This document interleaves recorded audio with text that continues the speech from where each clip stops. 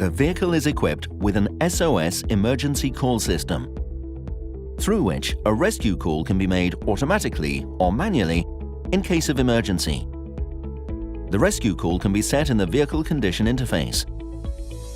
You can select between 112 eCall or private eCall.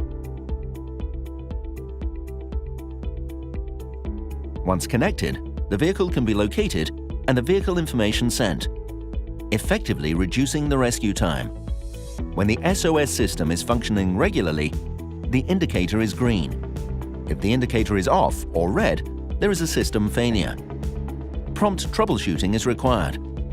When an airbag or seatbelt pretensioner is triggered, the SOS function will be activated and a rescue call will be made automatically. In case of emergency, you can also press and hold the SOS button for 2 to 4 seconds to manually trigger the emergency call system. Once the rescue call is connected, the SOS indicator will flash green and the occupants can request assistance from the rescue center.